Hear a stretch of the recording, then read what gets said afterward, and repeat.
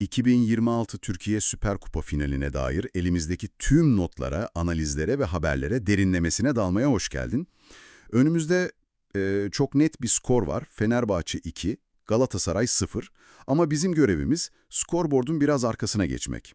Yani kağıt üzerinde favori gösterilen Galatasaray, ezeli rakibine karşı neden bu kadar etkisiz kaldı ve Fenerbahçe bu zaferi nasıl ilmek ilmek işledi bunu anlamaya çalışacağız. Kesinlikle, yani elimizdeki kaynaklara bakınca şunu görüyorum ben.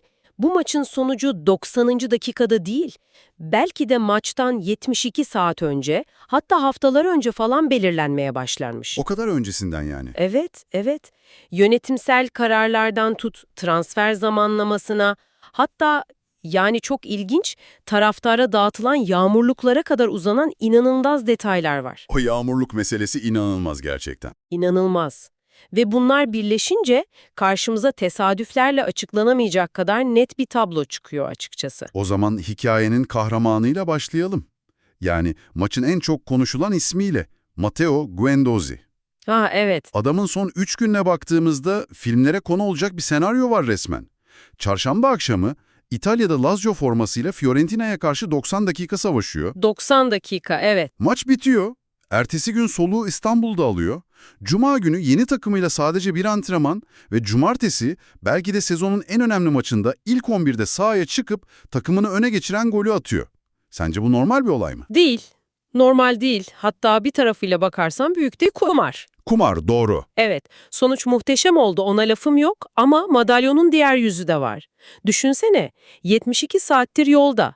Adaptasyon sürecinde bir oyuncuyu bu kadar kritik bir maça ilk 11'de sürüyorsun. Riskli, çok riskli. Çok.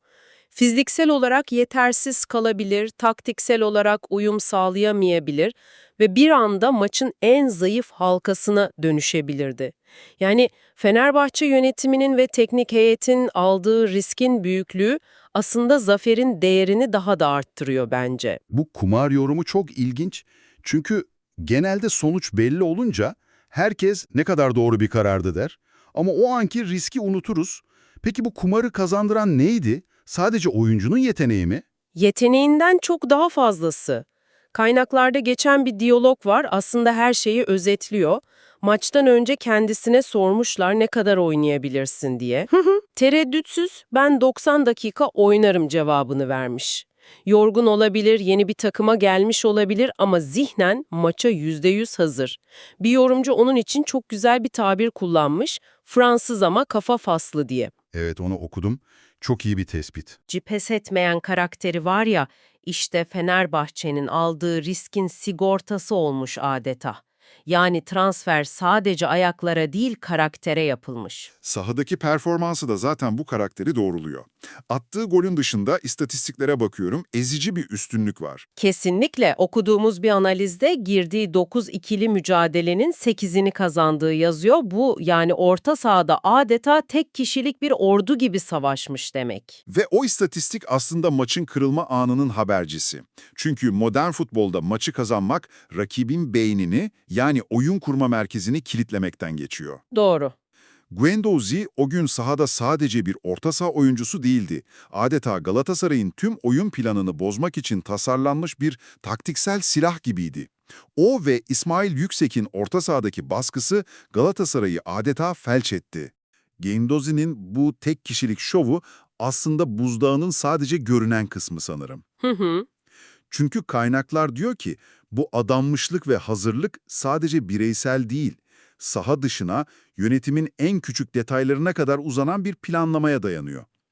İşte burada beni en çok şaşırtan o yağmurluk metaforu oldu. Evet evet.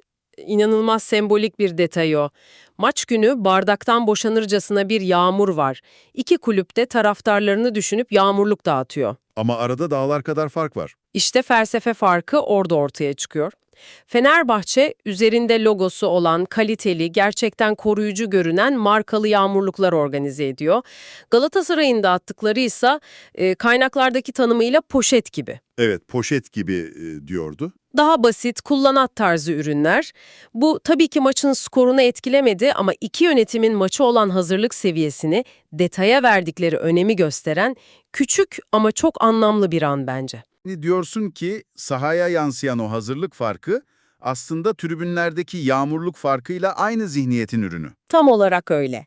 Ve bu zihniyet farkını asıl gösteren olay Dorgeles Nene'nin maça yetiştirilme operasyonu. Ah evet, o da var. Nene fil dişi sahili milli takımıyla Afrika'da takımı eleniyor ve Fenerbahçe yönetimi oyuncuyu Süper Kupa finaline yetiştirmek için hiç düşünmeden özel uçak yolluyor. Bu hem maliyetli hem de riskli bir şey. Hem de nasıl? Oyuncu morali bozuk dönebilir, yorgunluktan oynayamayabilirdi ama yönetim o riski alıyor. Notlarımızda altı çizilen çok önemli bir nokta var. Bu kulüp geçmişte evrakları yetiştiremediği için bir transferi oynatamamış ve Şampiyonlar Ligi'nden elenmişti. Evet, hatırlıyorum olayı. O günlerden bugün oyuncusunu bir final maçına yetiştirmek için kıtalar arası operasyon yapan bir kulübe evrilmek, bu devrimsel bir zihniyet değişiminin en net kanıtıdır. Peki madalyonun diğer tarafında Galatasaray cephesinde durum neydi? Orada da tam tersi bir hava seziliyor kaynaklarda. Bir kibir, bir nasılsa kazanırız rahatlığı. Evet, bir konsantrasyon eksikliği vurgulanıyor. Hatta bir yazar durumu özetlemek için Sir Alex Ferguson'ın o meşhur sözüne atıfta bulunmuş. Stada geldik ama maça gelmemişiz. Çok ağır bir tespit ama ilk yarı istatistikleri maalesef bunu destekliyor. Yani Galatasaray gibi bir takımın bir devrenin büyük bölümünü rakip ceza sahasına giremeden, pozisyon üretemeden tamamlaması normal değil. Değil, kesinlikle değil. Bu fiziksel yetersizlikten çok zihinsel bir kopukluğun işareti. Fenerbahçe maça aç, hırslı çıkarken Galatasaray sanki formalite icabı oradaymış gibi bir görüntü çizdi. En dürüst özeti de maç sonunda kendi yıldızları Mauro Icardi yaptı. Rakip daha çok istedi. Evet, bundan daha net bir açıklama olamazdı herhalde. Olamazdı. Zihinsel hazırlıktan taktiksel hazırlığa geçelim o zaman.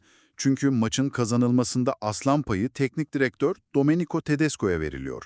Analizlere göre Tedesco, Fenerbahçe'nin genlerinde olan ama unutulmuş o kimliği takıma geri getirmiş.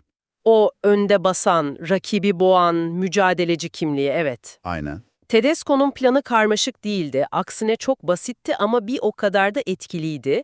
Galatasaray'a kendi oyununu oynatmamak, kaynaklardaki bir yorumcunun ifadesiyle kafasını kaldıran her Galatasaraylı oyuncu karşısında bir Fenerbahçeli buldu. Müthiş bir özet. Bu modern futbolda gegenpressing dediğimiz şeyin kusursuz bir uygulamasıydı. Ama Tedesco bunu sadece bir taktik olarak değil, kulübün kimliği olarak yeniden sahaya yansıtmış. Bu presin ne kadar etkili olduğuna dair de inanılmaz bir istatistik var elimizde. Maç boyunca Galatasaray'ın stoperleri, yani oyunun geriden kurulduğu yerdeki kilit adamlar, Evet, toplamda sadece 2 kez ikili mücadeleye girmişler. Bu rakam ne anlama geliyor? bu rakam maçın özetidir aslında. Şu anlama geliyor, oyun oraya hiç gelmedi. Hiç gelmedi. Fenerbahçe savaşı o kadar önde orta sahada kabul etti ve kazandı ki Galatasaray topu stoperlerine rahatça getirip oyun kurma fırsatı bile bulamadı. Topu kapan Fenerbahçeli oyuncular hemen rakip kaleye yöneldi. Bu sadece iyi bir pres değil, mükemmel planlanmış ve uygulanmış bir taktiksel zaferdir. Bu noktada eleştiri okları doğal olarak Galatasaray Teknik Direktörü Okan Buruk'a dönüyor. Özellikle kaledeki tercihi çok tartışılmış. Güray Güvenç meselesi. Evet, elinde milli takımın birinci kalecisi varken böyle kritik bir finalde Günay'la başlaması analizlerde anlamlandırılamayan bir karar olarak nitelendiriliyor. Evet, bu karar çok konuşuldu. Belki antrenman performansına göre verilmiş bir karardır. İç yüzünü bilemeyiz. Ama büyük finallerde tecrübe faktörü önemlidir.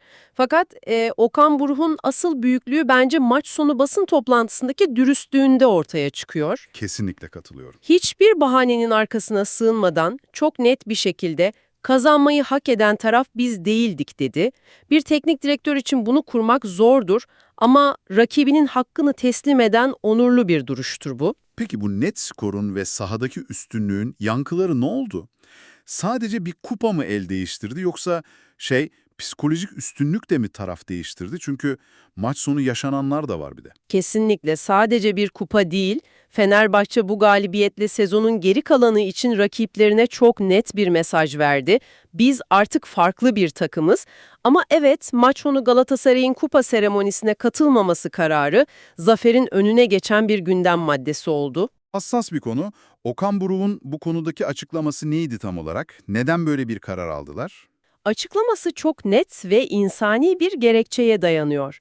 Maçtan önceki saygı duruşu sırasında tribünlerin bir bölümünden Galatasaray'ın merhum yöneticisi Gökmen Özdenak'a yönelik küfürlü tezahüratlar yapıldığını söylüyor. Anladım. Ve bu yüzden bunu hak edecek bir taraftarın önüne çıkıp onların şampiyonluğunu kutlamalarına izin vermedik diyerek kararlarının arkasındaki sebebi açıklıyor. Yani bu sportif bir protestodan çok etik ve insani değerler üzerinden yapılmış bir duruş. Anlıyorum. Peki geleceğe yönelik olarak kaynaklar ne gibi öngörülerde bulunuyor? Bu maçın iki takımın sezonunun geri kalanına etkisi ne olur sence? Ortak kanı şu yönde, bu mağlubiyet Galatasaray için bir tokat etkisi yaratabilir, bir uyandırma servisi gibi. Muhtemelen transfer çalışmalarını hızlandıracaklar ve takıma yeni bir enerji katmak için daha agresif olacaklar. İş silkelenme yani. Aynen, bir silkelenme. Fenerbahçe içinse bu zafer bir yakıt görevi görecek. Özellikle Guendouzi'nin takıma getirdiği o sertlik ve kazanma hırsının takımın geri kalanına da bulaşması bekleniyor.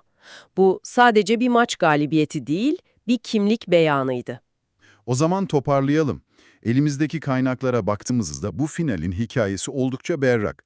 Fenerbahçe, Guendouzi gibi nokta atışı bir transfer hamlesi, en küçük detayı bile atlamayan, kusursuz bir hazırlık süreci ve rakibini sağdan silen akıllıca bir taktik planıyla sadece bir kupa değil, Aynı zamanda devasa bir moral ve psikolojik üstünlük kazandı. aynen Galatasaray ise favori olmanın getirdiği düşünülen konsantrasyon eksikliğinin ve hazırlıksızlığın bedelini beklemediği kadar ağır bir şekilde ödedi. Ve bu özet belki de sadece bir maçın değil, iki kulübün o anki yönetimsel ve sportif felsefelerinin sahadaki bir yansımasıydı. Proaktif hamlelerin, detaycılığın ve zihinsel hazırlığın günümüz futbolunda yeteneğin bile önüne geçebileceğini gördük. O zaman sana ve bu derinlemesine analizi bizimle yapan dinleyicimize kapanış için şu düşünceyi bırakalım. Kaynaklar Fenerbahçe'nin çok değil birkaç yıl önce bir transferi zamanında yetiştiremediği için en büyük Avrupa hedefinden olduğunu hatırlatıyor. Bugün ise bir transferi rekor sürede takıma monte ettiği için en büyük rakibine karşı bir kupa kazandı. Sana şu soruyu bırakıyoruz. Acaba bu maç bir kulübün sadece sahadaki oyun anlayışının değil, kurumsal hafızasından ders çıkararak tüm yönetimsel felsefesinin kalıcı olarak değiştiğinin bir işareti olabilir mi?